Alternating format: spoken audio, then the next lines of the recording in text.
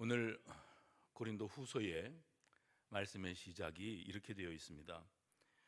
우리가 이 보배를 질그릇에 가졌으니 사도 바울이 어떤 머릿속에 특별한 이미지를 하나 가지고 있어요. 그래서 이 보배를 질그릇에 가졌다는 이 표현이 이제 고린도 후서에 기록될 때에는 그냥 이 표현으로만 시작이 됩니다마는 사도 바울이 가지고 있는 이 질그릇에 대한 이미지가 어떤 것이었는지를 우리가 먼저 한번 기억해 볼 필요가 있습니다. 근데 이 질그릇이라고 하는 이미지는 어디에서 구체적으로 언급된 바 있는가 하면 디모데 후서 2장이었습니다. 그 디모데 전서와 디모데 후서는 사도 바울이 에베소에 머물고 있다가 이 마게도냐로 나가게 되지요. 마게도냐 선교를 감당하면서 에베소에다 두고 온 디모데라고 하는 자기 믿음의 아들, 또 이 영적인 계승자입니다. 믿음의 아들 된 디모데에게 편지를 썼습니다. 이게 이제 디모데 전 후서인데, 그가 그에게 편지를 쓸 때 이제 목양 사역자로서 어떤 마음 자세와 태도를 가지고 양들을 목양할 것인가 하는 것을 특별히 편지로 썼습니다. 그래서 이 디모데 전후서를 목회서신이라 이렇게 말하지 않습니까? 그래서 어떤 자세로 이 목양 사역을 감당해야 될 것인가를 가르쳐 주면서 그가 언급한 바가 뭐냐면 디모데후서 2장의 4절에 보시면 너는 그리스도의 좋은 군사가 되어, 여기서 되어를 기억해 주십시오. 너는 그리스도의 좋은 군사가 되어 자기의 사사로운 생활에 얽매이지 말고 너를 군사로 모집하신 주님을 기쁘시게 하는 자가 되라. 해봅시다. 되라. 지금 바울이 디모데에게 뭘 당부하는가 하면 너는 그리스도의 좋은 군사가 되어야 된다. 좋은 군사가 되고, 그 다음에는요, 운동선수가 법대로 운동하는 것처럼 좋은 운동선수가 되고, 그 다음에 농사짓는 농부가 인내함으로 농사짓는 것처럼 좋은 농부가 되라. 비유하시는 거죠. 디모데가 알아듣기 쉽게 말을 전하기 위해서 주님의 일을 감당하는 사역자, 목양 사역자로 일을 할 때에는 양 무리들을 바라보면서 또 주님의 일을 감당하면서 딱 이런 마음을 가져야 된다. 군인이 자기의 사사로운 욕심, 또 내 개인적인 시간, 내 취미 이런 거 다 필요 없죠. 오로지 나를 군사로 모집한 사람, 아니면 나의 직속상관, 나에게 명령하는 이에게 복종, 순종하기 위해서 군사로 있다는 사실을 잊지 마라. 또 운동하는 이가 자기 멋대로 동분서주하는 것이 운동이 아니고 정해진 그 운동 종목의 규칙이라는 게 있지 않겠습니까? 그 정해진 규칙의 울타리 안에서 정정당당하게 승부를 가리는 것이 그게 운동이다. 우리에게는 하나님의 말씀, 하나님의 법이 있다. 그 말씀이라고 하는 울타리 안에서 이 사역을 감당해야지 나의 사사로운 감정과 내 개인적인 지식과 내 성향을 앞세워서 목양하는 것은 안 된다. 농사짓는 농부가 농사질 때 새벽 일찍부터 나가서 땡볕에 땀 흘려 수고하고 밤늦게까지 수고하지 않더냐? 그 농사짓는 모든 과정은 다 참는 것이다. 인내하는 것이야. 그러면 그 농부의 인내를 본받으면서 목양하는 것이다. 그러니까 내 사사로운 감정을 앞세우고 욱할 때 다 표현하고 또 좌절할 때 다 좌절하고 우울감 올 때 우울증에 걸리고 목양은 그렇게 해가지고서는 못한다. 이것을 바울이 디모데에게 강조하는 과정 가운데에 그가 15절에서 이렇게 말을 했습니다. 부끄러울 것이 없는 일꾼으로 인정받아 하나님께 자신을 드리기를 힘쓰라 이렇게 말했어요. 그리고 난 이후에 디모데후서 2장 20절과 21절에 드디어 질그릇이 나옵니다. 한번 읽어봐 주시겠어요? 큰 집에는 지금 우리가 본문 고린도 후서를 읽어놓고 왜 디모데 후서를 이야기하는가 하면 바울이 질그릇이라, 우리가 이 보배를 질그릇에 가졌다 하면서 오늘 말씀을 시작하니까 바울이 가지고 있는 이 질그릇에 관한 이미지가 과연 무엇이었는가를 우리가 상세히 좀 생각해 보려고 디모데후서로 오는 겁니다. 디모데후서 2장 20절과 21절에 보면 큰 집에는, 같이 읽읍시다. 시작. 큰 집에는 금그릇과 은그릇뿐 아니라 나무그릇과 질그릇도 있어 귀하여 쓰는 것도 있고 천하게 쓰는 것도 있나니, 그러므로 누구든지 이런 것에서 자기를 깨끗하게 하면 귀히 쓰는 그릇이 되어 거룩하고 주인의 쓰심에 합당하며 모든 선한 일에 준비함이 되리라. 그 구절 속에 되어, 되리라 이런 표현이 있죠. 이거 바울이 사역하는 디모데에게 썼던 표현 방식과 매우 흡사합니다. 너는 그리스도의 좋은 군사가 되라. 또 규칙대로 운동하는 운동선수가 되라. 그리고 땀 흘려 수고하며 인내하는 농부가 되라. 그래서 하나님 앞에 부끄러운 것이 없는 일꾼이 되어서 인정함을 받아서 하나님 앞에 자기를 드리는 데 힘써라. 이렇게 디모데에게 가르쳤거든요. 그런데 오늘 고린도 후서에 오늘 디모데에게 그렇게 말을 하면서 그가 뭐라고 표현을 하는가 하면, 한 집에는 금그릇도 있고 은그릇도 있고 나무를 깎아서 만든 그릇도 있고 흙을 빚어서 만든 그릇도 있다. 그런데 그 가운데에는 귀히 쓰이는 그릇도 있고 천이 쓰이는 그릇도 있어. 우리는 이 말씀을 들으면 당연하게 이렇게 생각합니다. 귀히 쓰이는 그릇, 금그릇과 은그릇, 그거는 비싸니까. 요새 금값이 좀 비싸요. 그 다음에 나무 그릇과 질그릇, 흙으로 만든 것과 나무 그릇은 천이 쓰이겠지. 당연히 그럴 거라고 생각하는 거예요. 왜냐하면 그거는 흔해 빠졌어요. 아무 데서나 쉽게 구할 수 있는 그런 값어치가 없는 그릇이에요. 그렇게 여깁니다. 그런데 바울이 말하고 있는 이 메시지에 반전이 있습니다. 금그릇, 은그릇, 귀히 쓰이는 그릇, 나무 그릇, 질그릇, 천이 쓰이는 그릇을 말하는 게 아니었어요. 바울은 오늘 여기 보면 자기를 깨끗하게 하면, 해봅시다. 자기를 깨끗하게 하면 귀히 쓰이는 그릇이 돼요. 자기를 깨끗하게 하면 귀히 쓰이는 그릇이 된다. 그럼 귀히 쓰이는 그릇이라는 것은 금그릇, 은그릇을 말하는 게 아니라 깨끗한 그릇이 되어지는 것을 말한다. 자기를 깨끗하게 하면 하나님께서 귀히 쓰시는 그릇이 되고 거룩하고 주인의 쓰심에 합당하며 모든 선한 일에 준비함이 되리라. 오늘 본문에 고린도 후서에서 고린도 교회 성도들에게 바울이 편지를 쓰면서 언급하는 이 질그릇에 관한 메시지는 바울이 디모데에게 보냈던 이 편지에서 언급되었던 금그릇, 은그릇, 나무그릇, 질그릇에 등장하는 그 질그릇, 그 이미지를 가지고 온 겁니다. 그래서 여러분 오늘 이 메시지를 보면서 앞서 충성스럽고 좋은 그리스도의 군사가 되어진다 생각을 해보셔야 돼요. 나의 사사로운 욕심에 얽매이지 아니하고 내 시간도, 내 젊음도, 청춘도, 에너지도, 재능도 모든 것을 다 군인이 되었을 때에는 내가 군인이라고 하는 신분이 있기 때문에 내 상관에게 그 명령에 복종하고 또 이 나라를 지키는 일에 보탬이 되기 위해서 내 모든 것을 쏟아내는 거지, 군인이 군인의 신분을 가지고 자기 취미 생활하고 자기 돈벌이하고 자기 학업에 매진하고 이러는 것은 정당하지 않다. 운동선수가 운동을 할 때 그 종목에 정해진 규칙이 있지 않느냐. 그러니 그 규칙에 따라서 운동을 정당하게 해서 그래서 자기에게 합당한 상을 얻는 것, 승리자가 되는 겁니다. 자기에게 합당한 상을 얻는 것이 맞지 않느냐. 농사짓는 농부가 땀 흘려 수고하면서 그 결실의 감격을 누리는 것이 마땅하지, 수고하고 땀 흘리는 노력이 없이 거저 얻으려고 들면 그게 농부의 제대로 된 정신 자세이겠느냐. 이것을 언급했습니다. 그러면서 바울이 강조한 게 뭐냐면 주인에게 쓰임받는 그릇이 되라. 주인에게 쓰임받는 그릇이 되라. 금그릇 되라고 말하지 않았어요? 질그릇 되라고 말하지 않았어요? 쓰임받는 그릇, 준비된 그릇, 깨끗한 그릇이 되라. 여기에 치중해라 그랬습니다. 우리는 당연히 생각할 때 금그릇, 은그릇 귀히 쓰였을 것이다. 왜냐하면 그것은 값나가는 재질로 만들었으니까 거기다가 험한 것, 더러운 것, 가치 없는 것을 담지는 않겠지. 우리 고정관념입니다.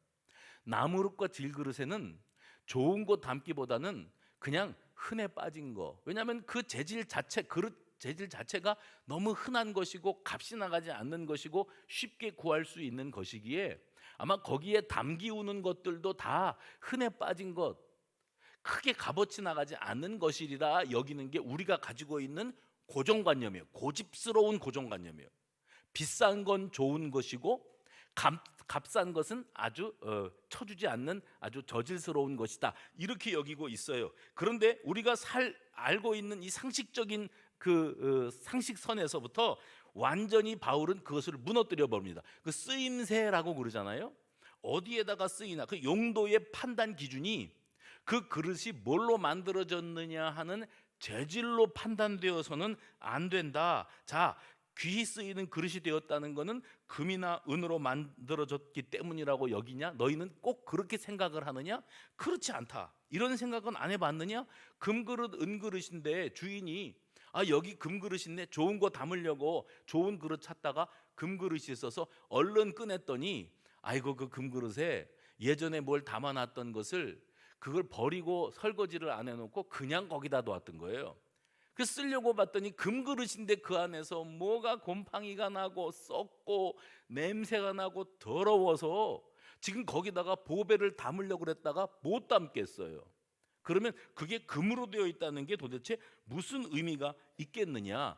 귀히 쓰인다는 게 무엇을 말하는 것이겠느냐? 바울이 우리에게 깨우쳐 줍니다. 일단 귀히 쓰인다는 것은 언제든지 주인이 쓰려고 했을 때 쓰임받을 만큼 정리정돈, 깨끗하게 준비된 그릇이어야 언제든지 쓰임받을 수 있는 것 아니겠느냐. 그러니 중요한 기준은, 귀히 쓰이는 중요한 기준은 귀한 재질, 금이나 은으로 만들어졌다거나 나무나 질그릇으로 되었기 때문에 천이 쓰인다는 그런 기준은 너희들의 가치 기준이고, 하나님의 가치 기준은 재질의 문제가 아니라 지금 해봅시다. 깨끗한 그릇, 준비된 그릇, 깨끗하고 준비된 그릇, 주인이 쓰려고 했을 때 쓰임새 있게 다 갖추어져 있는 그릇이 진정 준비된 그릇, 깨끗한 그릇, 쓰임받을 준비가 되어 있는 그릇이다. 그러면서 4절에 병사로 모집한 자를 기쁘게 하는 어떤 병사처럼 그렇게 모든 선한 일에 준비된 그릇이 되어라, 이렇게 강조했습니다. 그런데 여러분, 오늘 본문 고린도 후서에서 바울이 고린도 교회에 보낸 두 번째 편지지요. 고린도 후서니까. 그런데 이 편지를 쓰면서 그가 이런 말을 했습니다. 우리는 우리를 내세우고 전파하고자 함이 아니라, 5절이에요. 4장 5절 고린도후서, 오직 그리스도 예수의 주되신 것과 또 예수를 위하여 우리가 너희의 종된 것을 전파함이라. 무슨 말입니까? 복음 전파자인 나 바울은 나는 감추어지고, 그 자기 자신이 뭐 학문적으로 또 혈통적으로 그리고 자기가 가지고 있는 은사와 자기의 풍부한 경험과 연륜, 이 모든 것들을 드러내려고 들었다면 자기가 금그릇이라는 것을 과시해야 했죠. 근데 나는 질그릇이다, 보배 담은 질그릇이다. 그건 뭘 말하냐면 나는 당장 이 보배가 떠나고 난 다음에는 박살날 수밖에 없는 흙으로 빚어진 아무것도 아닌 자로 돼. 나 같은 것이 이렇게 존귀하게 이방인을 위한 복음의 사도로 쓰임받을 수 있게 되어진 것은 질그릇같이 연약한 내 속에 예수 그리스도의 십자가 복음이 담겨져 있으니, 이 복음으로 꽉 차 있으니 오직 예수 그리스도의 복음만이 전파되고 나는 아무것도 아니어도 상관없다. 나는 더 이상 내 자신이 금그릇 되기, 은그릇 되기에 치중하지 않고 살겠다. 나는 있는 모습 그대로 질그릇도 좋다. 그러나 나 같은 질그릇에 복음이 담겼으니 주님이 나를 쓰고 계시니 이것이 얼마나 큰 감격이겠느냐. 이 말을 하기 위해서 오늘 본문으로 들어오는 거예요. 우리가 이 보배를 질그릇에 가졌다. 해봅시다. 우리가 이 보배를 질그릇에 가졌습니다. 이건 무슨 말인가 하면 내가 나를 드러내고 과시하고자 함이 아니라 내 안에 예수 복음만이 드러내기를 나는 원합니다. 이게 나의 솔직하고 진실한 진심입니다. 바울이 그렇게 말하고 있습니다. 세상으로부터 인정받고 존중받고 관심을 받고자 한다면 우리는 자기를 내세우고 자기를 홍보하는 일에 치중할 수밖에 없을 겁니다. 그런데 바울은 말합니다. 나는 죽어지고 나는 십자가 뒤에 감추어지고 오로지 나를 부르시고 구원하시고 이 사명 맡기신 예수님만이 드러나기를 간절히 원한다. 이게 이 보배를 질그릇에 가졌다 하는 그의 표현 방식이었어요. 우리는 나의 연약함을 표현할 때 교회에서 여러분 신앙생활하면서 나는 연약하고 보잘것없고 비천합니다 하는 표현을 할 때 흔히 먼지만도 못한 나, 그렇죠? 그 다음에 구더기 같은 나, 또 타다만 마른 막대기만도 못한 나, 이렇게 표현들을 하잖아요.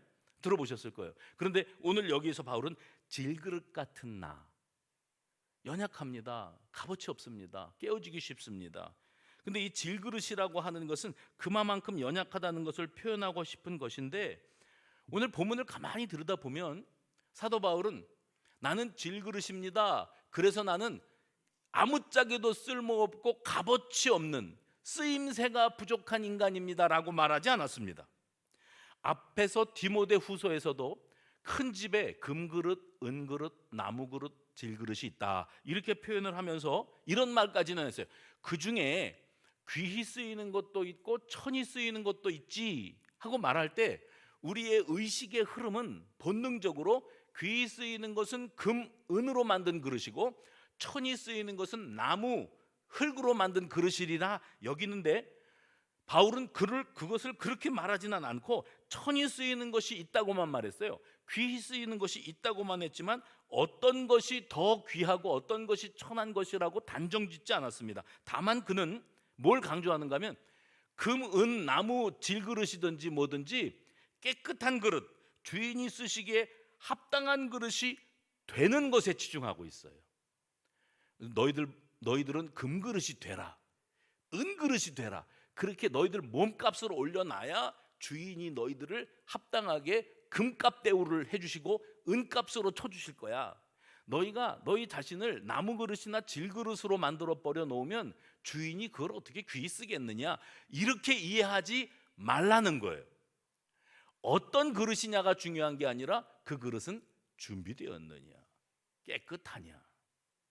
오늘 본문에 등장하는 질그릇도 그 재질이 흙이라서 깨지기 쉬워서 문제라는 언급은 전혀 없습니다. 다만 질그릇이라 할지라도 거기에 보배이신 예수 그리스도, 그 복음을 꽉 채우고 있다면 그것은 존귀하게 쓰임을 받고 있는 것이다. 결국 바울은 자신을 질그릇이라고 표현할 때 나는 깨어지기 쉽고 무가치하고 연약한 존재입니다 라고 말하고 있는 게 아니에요.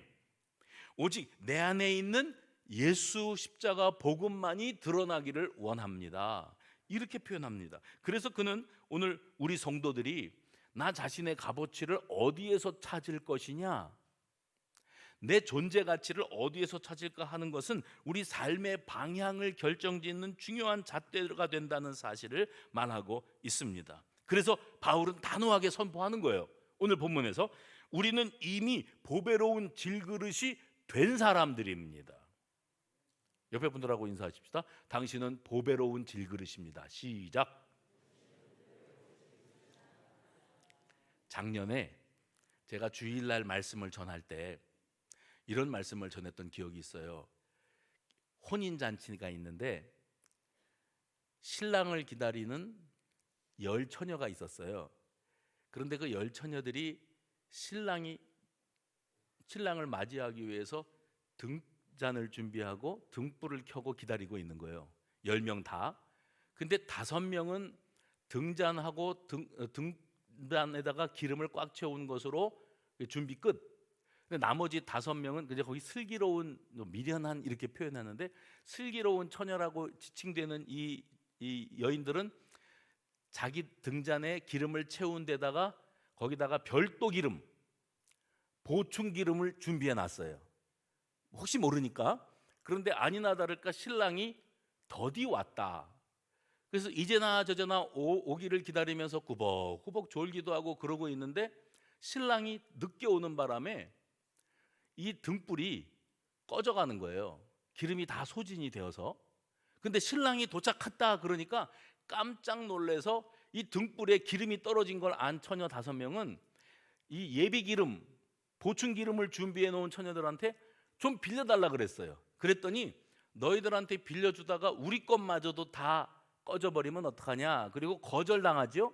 그래서 급히 기름 찾으러 기름 구입하러 나갔다가 돌아왔는데 이미 혼인잔치집 문은 닫히고 다시 열리지 아니하였다. 제가 이 말씀을 드렸습니다. 그러면서 우리가 신앙생활을 하고 있는 지금의 우리들의 모습이 혹시 주님 오실 날을 기다리고 있는데 등잔 있잖아요. 등잔을 꽉 붙잡고 있는 거예요. 각자 하나씩. 지금 여기 등잔이 하나씩 다 꽉 붙잡고 계세요. 등잔을 꽉 붙잡고 주님 오실 날을 기다리는데 근데 주님이 더디 오셔. 내가 생각하고 기대하는 타이밍에 안 맞춰 주시는 거예요. 기름이 다 소진되어 가는데 꽉 붙잡고 있는 등잔만으로도 부족해가지고 이 등잔에다가 제가 그 표현했던 거 기억나십니까? 금칠을 하는 거예요. 좋은 등잔, 삐까 번쩍 해봅시다. 삐까 번쩍. 신앙생활을 본때 있게, 폼나게, 예? 자존심 안 상하게, 멋들어지게 그렇게 삐까뻔쩍한 신앙생활을 하느라고 등잔 하나 꽉 붙잡고 여기다가 금칠하느라고 정신 팔려 있는데 정작 그 등잔의 존재 이유는 뭐죠? 어둠을 밝히는 거예요.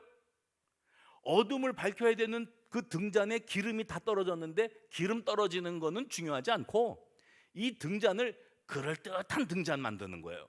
금칠하는 거예요. 멋들어진 신앙생활을 해보는 거예요. 사람들이 볼 때 믿음 좋다는 소리 듣는 거예요. 여기 그런 분들 많이 계시죠? 믿음이 얼마나 좋으시면 그렇게 헌신도 많이 하시고 새벽 기도도 안 빠지시고 금요 기도회도 나오시고 믿음이 얼마나 좋으면 속으로 또 안 빠지고 봉사도 열심히 하고 그렇게 믿음 좋다는 소리 듣는 것에 으쓱하는 거지요. 거기다가 세속적인 표현 방식으로 출세해가지고 중직자라도 됐다 그러면은 이제는 폼이 나는 거예요. 교회 생활하는데. 근데 주님은 그 비유를 드시면서 하시는 말씀이 야 등잔이 그렇게 화려하고 금칠해서 삐까번쩍하고 비싼 등잔이 되는 게 그렇게 중요해? 등불은 다 꺼졌는데 중요한 건 성령 충만. 내 내면에 하나님의 영으로 충만하고 구원의 감격, 구원의 확신, 그 구원의 감격이 확실하게 내 속에 자리 잡아서 주님이 언제 오시든지 준비된 그릇, 깨끗한 그릇이 되어지는 게 중요하지 않겠습니까? 그런데 우리는 기름이 핵심인데 은혜 받고 성령 충만하고 구원의 감격을 안고 살아가는 게 신앙의 핵심인데 기름은 다 떨어지고 겉으로 보기에 등잔만 꽉 붙잡고 등잔이 삐까번쩍한 것에만 만족하면서 신앙생활은 이거야, 이게 다야 라고 여겼다가 주님 오시는 날 야 등불은 꺼져버렸네요. 그동안에 우리는 핵심을 놓치고 본질을 놓치고 어떤 신앙 했다고요? 제가 작년에 이 말씀 나눌 때 뭐라 하냐면 허세신앙, 겉멋신앙, 거품신앙, 허세신앙, 겉멋신앙, 거품신앙 우리들의 현주소입니다. 그러니까 목회를 하면서 그런 소리 자주 들어요. 말 나올까 봐, 남들이 뭘 할까 봐. 왜 그렇게 중요한 줄 아세요? 교회는 이게 살아있어요. 사람들이 다 이것만 살았어요. 그래서 누구네 집에 뭔 일이 있대 그러면 꼭 어떤 여자나 남자가 너만 알고 있어. 이거 극비인데 너만 알고 있어. 이게 소그룹을 하면서 퍼져. 소그룹을 무슨 궁시렁궁시렁 그 소문내라고 모이는 거 아니거든요. 자기 여전도회 모여서 봉사하다가 너 아냐? 들었냐? 그러면서 소문내. 그러니까 그 말이 또 내 귀로 들어오면 상처가 되죠. 사람들이 나에 대해서 뒷말을 한다. 뭐라고 수군수군 된다. 그러면 확 상처가 되는 거예요. 그게 사실일 수도 있고 아닐 수도 있는 건데 그러니까 사람들은 교회 생활이에요. 신앙생활이라고 내가 말 안 했어요. 교회 생활하면서 눈에 보이는 건 사람이에요. 하나님은 안 보여요. 그러니까 사람 신경 쓰고 다니느라고 교회 생활이 힘들어요. 피곤해. 등잔이 삐까번쩍하는 거에만 신경 쓰지 기름 떨어지는 거는 신경 안 써요. 하나님은 안 보여. 내가 은혜 받는 거는 하나도 중요하지 않아. 내가 기도가 중단되고 예배가 심드렁해지고 하나님 앞에서 말씀 다 덮어놓고 산 지가 오래되고 이거는 하나도 안 중요해. 뭐냐면 사람들이 나에 대해서 뭐라고 말하냐, 내가 사람들에게 어떤 이미지로 비춰지고 있느냐, 이것만 신경 쓰는 거예요. 그러니까 주님이 바라보시면서, 야, 금칠한 등잔, 다이아몬드를 박은 등잔이 뭐 그렇게 대단하냐? 기름은 다 떨어졌는데 너는 기름을 채워야 돼. 아멘을 13명만 할 줄은 상상도 못했어요. 너는 본질이 뭔지를 몰라. 신앙생활의 본질은 남들한테 보이기 위한 게 아니야. 네가 예수 그리스도를 인격적으로 만나야 돼.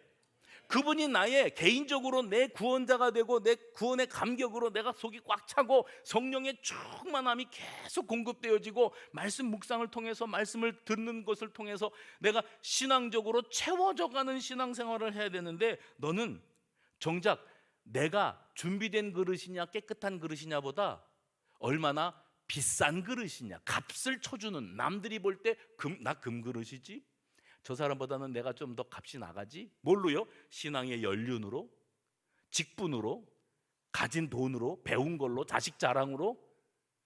주님이 웃으십니다. 기름은, 그릇은 더러운 것으로 가득 차고 당장에 아무짝에도 써먹을 수 없는 금그릇인데, 기름은 다 떨어져서 불은 꺼져가는데 그 등잔 꽉 붙잡고 거기다가 금칠하고 앉아 있을래? 신앙생활로 언제까지 그렇게 할래? 보배 담은 질그릇이 되어지는 일이 중요하다. 이 질그릇이라고 할지라도 내 안에 예수 복음으로 꽉 차 있다면, 나의 가치는 성령으로 가득 차 있다면, 그러면 그때 쓰임 받는 거예요. 거기에서 값어치를 인정받는 거예요. 이 사실을 붙드는 저와 여러분이 되기를 원합니다. 오늘 본문의 이 질그릇을 여러분이 조금 더 잘 이해하시려면 이때 당시의 그 사회 문화적인 배경을 조금 아실 필요가 있습니다. 고린도 교회에 바울이 보낸 편지인데, 이때 당시는 로마가 세계를 지배하고 있던 때잖아요. 근데 이 로마 사회에서 쓰임새, 이 모양 저 모양으로 다양하게 쓰임새가 있어서 가장 고귀하고 값어치 있게, 그리고 생활에 꼭 필요한 필수품으로 여겼던 게 뭐냐면 올리브유예요. 이 올리브유는 요리할 때도 쓰고, 목욕할 때도 쓰고, 의약품으로도 쓰고, 의식용으로도 쓰고, 등불 기름으로도 쓰고, 화장품으로도 썼어요. 그러니까는 사용 용도가 아주 많은 거예요. 그러니까 로마 사람들이 이 올리브유가 굉장히 중요해요. 그것도 고급으로. 근데 이 좋은 올리브유가 주로 스페인 남부 지역에서 났답니다. 저는 가본 적도 없는 동네입니다. 거기에서 나오는 올리브유가 로마로 수출이 되어서 로마가 올리브유를 수입할 때 어떤 모양으로 왔는가 하면, 여러분 집에 택배 오잖아요. 택배 올 때 어떤 거는 스티로폼에도 담겨오고, 어떤 거는 박스에도 담겨오고, 어떤 것은 뭐 냉동 뭐에도 담겨. 이 올리브유가 스페인에서 로마로 수송될 때 질그릇, 항아리 모양의 질그릇에다가 기름을 담아가지고 밀봉을 해가지고 이게 실려가지고 로마로 오면 사람들이 그거를 받아가지고, 지금 질그릇 받은 거예요? 올리브유 받은 거예요? 올리브유를 받았잖아요. 그러면 이 올리브유를 자기네가 필요한 용도로 다양하게 쓰기 위해서 따라 놓습니다. 다양하게 따라 놓고, 지금 스페인에서부터 올리브유 담아가지고 오는 이 질그릇 항아리는 어떻게 돼요?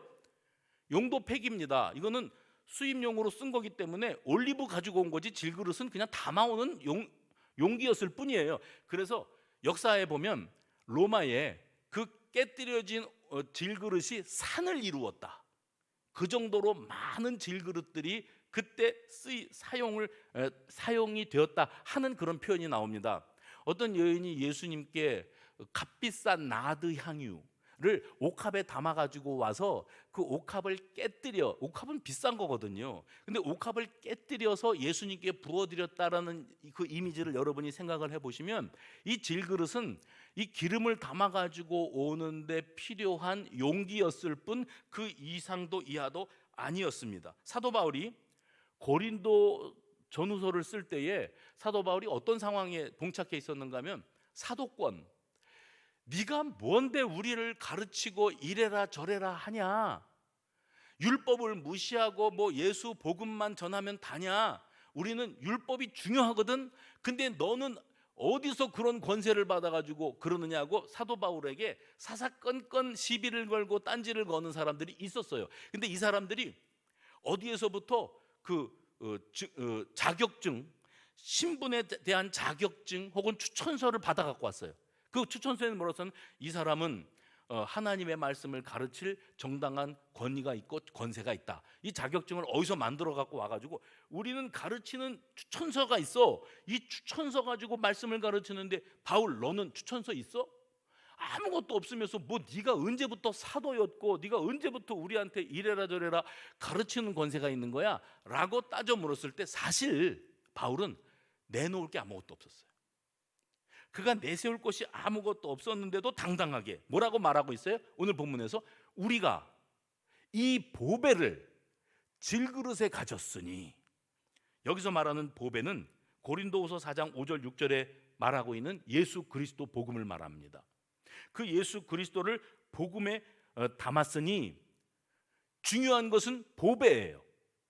질그릇은 수송용으로 수출용으로 이렇게 올리브유를 담아가지고 와서 자기 역할을 다했으면 그 다음에는 폐기 된다니까요.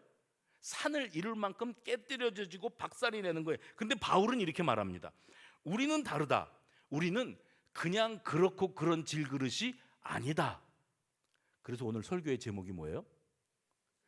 질그릇도 질그릇 나를. 뭐 설교의 제목이 뭔지라도 이렇게 염두에 두고 좀 들어보세요. 질그릇도 질그릇 나름이다. 우리는 니들이 알고 있는 그런 올리브유 담아와가지고 따라 놓고 이제 빈 질그릇 깨뜨려 버리는 그런 허접한 질그릇이 아니다. 우리는 우리 속에 보배이신 예수 그리스도를 지금도 간직하고 있다. 그리스도의 대속의 복음을 가슴에 품고 있으니 우리 자신이 값어치 있는 존재가 아니고 그냥 질그릇일 뿐이지만 내 안에 모시고 있는 그리스도께서 살아계시니 나는 그냥 보통 질그릇하고는 차원이 다르다. 나를 우습게 보지 마라. 이렇게 말하는 거야. 너 추천서 있어? 자격증 있어? 왜 네가 사람들 앞에 잘난 척하고 가르치는 거야? 하고 사람들이 들이댈 때 내 안에 계신 예수, 내 안에 꽉 찬 복음이 질그릇인 나를 값어치 있게 만들었다. 나는 깨끗하여 주인이 쓰시기에 합당하게 준비된 그릇이야. 사실 돌아보면 우리는 나 자신이 흙으로 빚어진 질그릇, 뭔가 담기어서 배송용으로 쓰임받는 용도로 일회용 포장 용기가 되는 것 때문에 그 생각에 자존심이 상합니다. 견디기가 어렵습니다. 그래서 내가 무엇을 담은 그릇이 되느냐 하는 것보다 내가 사람들에게 우습게 여김을 받지 않기 위해서, 비천하게 대접받지 않기 위해서 좀 더 나 자신의 몸값을 올리는 일에 치중하면서 신앙생활을 했다고 하는 그런 조바심, 그런 조바심을 가지고 살아왔는지 몰라요. 그래서 질그릇 때문에 만족하지 못하고 그 질그릇에다가 금칠하고 은칠하고 화려한 장식, 무시당하지 않을 만큼 신앙 스펙을 쌓고 인맥을 쌓고 신앙의 연륜을 쌓는 일에 몰두하는 거예요. 기름은 다 떨어져 가는데 그 일에만 몰두하고 있는 거예요. 그러다 보니까 율법주의 허세신앙 교회 안에 가득합니다. 겉멋신앙 교회 안에 넘쳐납니다. 거품신앙, 허세신앙이 꽉 차 있습니다. 내가 나무 그릇이면 어떻고, 질그릇이면 어떻고, 은그릇이면 어떻고, 금그릇이면 어떠냐. 내 안에 보배이신 예수, 그 십자가 구속의 은혜가 내 안에 가득 차 있으면 나는 그것으로 만족이다. 우리의 신앙의 태도를 옮겨야 될 때인 줄로 믿으시기를 바랍니다. 그동안에 우리는 삐까뻔쩍한 신앙생활을 사람들에게 드러내기 위해서 성공한 그리스도인이 되고 싶었던 거예요. 성공한 그리스도인이 예수를 제대로 만난 그리스도인인데, 우리가 말하는 성공한 그리스도인은 자식을 잘 키운 그리스도인, 출세한 그리스도인, 부자가 돼서 억대 연봉을 자랑하는 그리스도인, 사회적으로 인정받고 무슨 장의 대표의 자리에 오르는 그리스도인이 되면 예수도 믿는 데다가 사회적으로도 존경받고 출세하고 부자가 됐으니 얼마나 훌륭한 그리스도인가. 이게 뭐냐면 내가 보배를 담고 예수 믿는 사람이 되는 것도 중요하지만 기왕이면 내가 금그릇에다가 예수님을 모시고 싶은 거예요. 금그릇에다가 예수님 모시고 싶어요. 근데 예수님은 금그릇에 복음을 담기우시고 은그릇에 담기우시는 것이 중요한 게 아니라 깨끗한 그릇, 언제든지 준비된 그릇. 그 바울은 말합니다. 나는 질그릇이다. 나는 질그릇인데 예수 복음이라는 보배가 내 속에 들어왔기에 질그릇인 나도 값어치가 있는 그릇이 될 수 있었다. 나는 아무것도 아니다. 보배이신 그분만 드러나면 내가 남들 앞에 신앙 좋은 사람으로 비춰지느냐 그렇지 않느냐는 그렇게 중요하지 않다. 우리는 본질을 놓쳤어요. 내 신앙 챙기는 일은 그다지 중요하지 않고 남들에게 비춰지는 것에만 치중하고 살았는지 몰라요. 그래서 새가족실에서 만나는 분들 가운데 가끔, 아주 가끔 어떻게 수성교회 오시게 되었습니까? 했을 때 방황하셨대요. 이 교회도 가보고 저 교회도 가보고 다 했는데 방황하다가 이러다가 내 영이 죽겠다. 그래서 목사님, 내 영이 살아야겠기에 교회 가서 봉사하고 에너지 쏟아내고 소진하고 막 사람들 만나고 막 복잡하고 화려한 교회 생활을 했는데, 신앙생활 아니에요? 교회 생활을 했는데 말씀을 공급받고 은혜를 받고 영적으로 채워지고 충만하고 해야 되는데 그냥 교회에서 교인 노릇을 하다가 지쳐버렸어요. 내가 죽겠기에 내 영부터 살아야겠기에 왔습니다. 이러는 분들을 아주 가끔 만나요. 그렇습니다, 여러분. 그 정도의 마인드라도 가질 수 있다면 그분은 금그릇, 은그릇, 질그릇, 나무그릇 상관없이 주님을 만나고 그 은혜를 공급받아서 십자가 구원의 감격으로 살아갈 수 있게 되어지는 줄로 믿으시기를 바랍니다. 예수님은 우리에게 말씀하시는 거예요. 야, 너희들은 그 등잔만 꽉 붙잡고 갈래? 언제까지? 그 등잔 화려하게 금붙이 갖다 붙이고 은붙이 갖다 붙이고 다이아몬드 박으면서 살을래? 기름은, 은혜는, 예수는, 십자가 복음은 그건 난 모르겠고. 왜요? 하나님은 안 보이고 사람만 보이니까. 질그릇은 그 자체가 흙으로 만들어진 그릇입니다. 30살 다 되도록 있다가 군대를 갔어요. 안 갈라 그랬던 건 아니에요. 사연은 있어요. 나중에 제가 간증을 할게요. 그래서 30살이 다, 그래서 연예인들이 30살 다 돼가지고 군대 가는 거 보면 내가 아주 남의 일 같지가 않아요. 내가 겪어봤거든요. 제가 이등병 달고 거의 30이 돼갖고 군대에 딱 들어갔는데 전역을 앞둔 병장, 말년 병장이 22살, 23살 그렇습니다. 근데 이제 나이 먹어서 군대 가니까 군인들이 하는 그 행태를 보면서 기가 찰 노릇이 너무 많았어요. 아이고, 이 철없는 것들아, 이런 생각이 들 때가 많아요. 이등병이 감히 병장님들을 보고 아이고, 이 철없는 것들아. 왜냐하면은요, 군인들은 예나 지금이나 유일한 낙은 휴가입니다. 휴가를 못 가면 외박이라도, 외출이라도, 이 지긋지긋한 울타리에서 잠깐이라도 벗어날 수 있다면 뭐라도 하겠다는 게 군인이에요. 휴가 간다 그러면은요, 군인들이 뭐 하는가? 그때 그랬어요. 제가 군인이었을 당시, 그때 군인들은 휴가 간다 그러면 한 일주일 전부터 군복을 빨아요. 깨끗하게 빨아가지고 한 3, 4일 전부터 데려요. 칼주름이라고 있거든요. 칼주름. 여기 팔에다가 줄을 3개를 놓게 접는, 데리는 방법이 있고, 바지 주름 잡는 거 있잖아요. 쫙 칼주름 잡아요. 다리미질을 국내에서 제일 잘하는 데는 유명한 세탁소가 아니라 군인들이에요. 군인들. 우리 홍선배 목사님 의장대 했잖아요. 군악대 했잖아요. 오로지 군대에서 악기 닦는 거하고 주름 잡는 것만 했다더만요. 그거는 자기 보직이 그거니까. 그런데 총 잡고 총 쏘고 대포 쏘는 군인들이 제일 잘하는 게 뭐냐면 바지 주름 잡는 거. 그 다음에 광내요. 어디요? 전투화. 구두예요. 군인들이 신는 전투화가 예전에는 그게 광을 내면 광이 났어요. 근데 그 광도 두 종류가 있어요. 우리는 불광과 물광이 있었어요. 그래갖고 물광을 내는데 세상에 물을 살짝 뿌려놓고서는 이 구두약 발라가지고 이 면 천에다가 살살살 돌리는데 2시간 3시간을 그걸 하고 앉았어요. 구두 한 짝 붙잡고. 그 신발이 뭐 하는 신발이라고요? 전투화라니까요. 군인들이 입는 옷을 전투복이에요. 외출복이 아니고 정장이 아니라 쌈박질 하라고 준 옷이에요. 그런데 그 전투복을 칼주름을 잡고 전투화를 불광은 어떻게 하는 건가 제가 봤더니 구두약을 떡을 칠해요. 구두에다가, 전투화에다. 그 다음에 라이터로 불을 쳐갖고서 휙휙휙휙 해서 열을 살짝 올려요. 그 다음에 그걸 또 2시간 3시간을 문질러 대는 거예요. 어느 정도로 광이 나냐면 얼굴을 비추면 얼굴이 보여요. 그 정도예요. 근데 제가 옆에서 보면서 야, 호박에다가 줄 친다고 수박 되냐? 군인이 너 그거 전투화 닦고 칼주름 잡는 시간에 너에게 지급된 소총에 총구를 분해해가지고 들여다보면 총구가 녹이 슬어 있어. 군인은 뭐 하려고 있는 사람이냐? 전쟁할 때 언제든지 준비되어 있어야 되는 사람인데 군인은 언제든지 휴가 나갈 준비가 되어 있는 사람이에요. 제가 이 말씀을 드립니까? 우리는 얼마나 멋있는 군인이 멋있어 봐야, 칼주름을 잡아 봐야 군인이에요. 전투화가 반짝반짝해 봐야 그냥 전투화예요.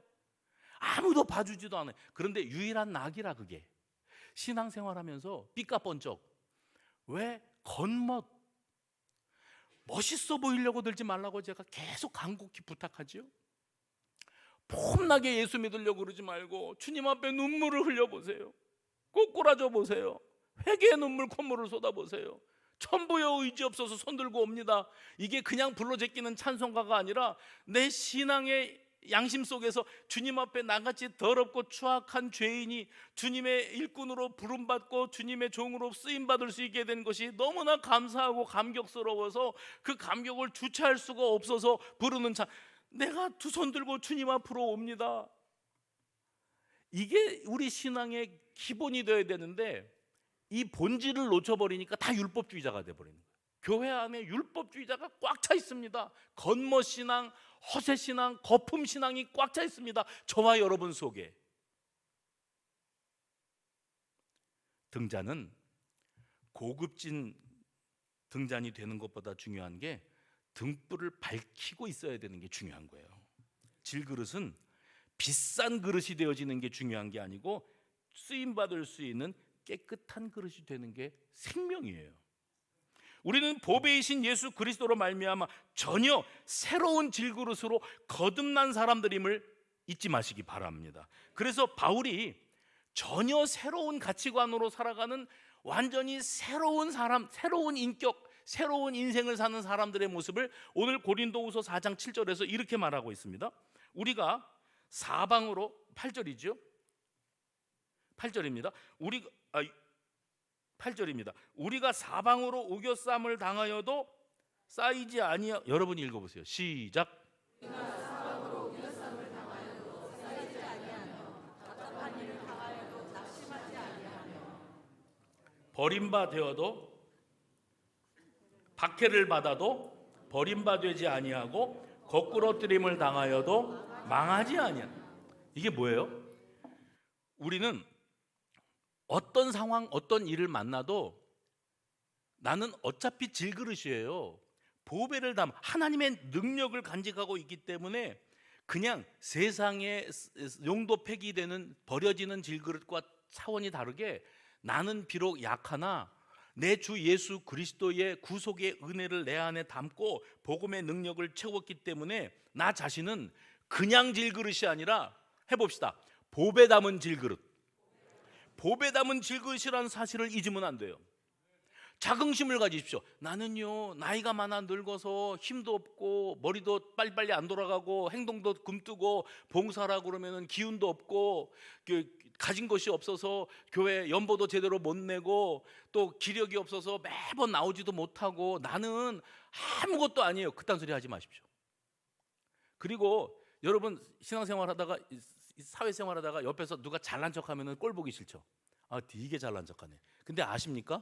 나 자신이 되게 잘난 척하고 살고 있다는 거. 왜요? 자존심 상하는 건 못 견디겠어. 남들한테 우습게 보이고 싶지 않아. 그러는 거예요. 그래서 자꾸 자랑하는 거예요. 제일 어리석은 자랑 뭐냐면은 내 친구가 목사, 우리 친구가 뭐 회사 사장님이야. 내가 아는 사람이 의사 선생님, 내가 아는 사람이 판검사. 근데 너는 그냥 그렇다고. 왜요? 내가 주눅 들고 싶지 않으니까 자꾸 과거를 우려먹고 내 주변에 내 자식이 어떻고 누가 어떻고. 신앙은 현재입니다. 지금 여기서 내가 어떤 신앙생활을 하고 있느냐가 중요한 거예요. 그렇기 때문에 우리는 나는 지금 이 순간 보배 담은 질그릇입니다. 배운 거 없어도, 가진 거 없어도, 내세운 거 없어도, 부자가 아니어도, 가난해도, 병들어서 세상 사람들 앞에 내세울 게 없어도 상관없어요. 우리 주님은 우리 나 같은 질그릇에 그 십자가 복음을 꽉 채워주세요. 그것이 우리의 자랑입니다. 바로 그 보배 담은 질그릇이라고는 자긍심을 가지고 살아가는 우리 모든 수성 가족들 다 되시기를 주의 이름으로 축원합니다.